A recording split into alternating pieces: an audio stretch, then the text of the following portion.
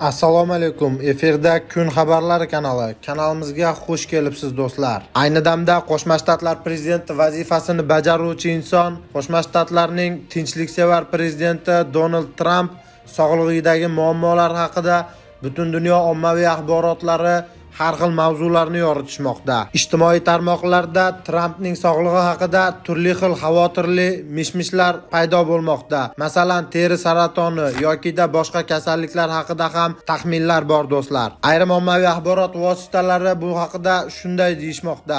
Avvaliga Tramp teri saratoniga chalingan, undan so'ng bu teri saratoni ustida shifokorlar operatsiya o'tkazgan va bu operatsiyadan qolgan dog'lar deb hisoblasa, yana kimlardir esa Trampning ayni damda sog'lig'i yomonlashayotgani haqida xabar bermoqda. Internetda bunday xabarlar juda tez tarqalgandan so'ng Oq uy shifokori Shon Barbella rasmiy bayonot bilan chiqdi do'stlar. Rasmiy bayonotda Oq uy shifokori Shon Barbella Trampning bo'ynidagi qizillik bu profilaktik teri kremi, topikal krem natijasidir deb o'z so'zini yakunlagan. Shifokorning qo'shimcha qilishicha, bu muolaja taxminan bir hafta davom etishi va keyin o'tib ketishini ham ma'lum qilgan.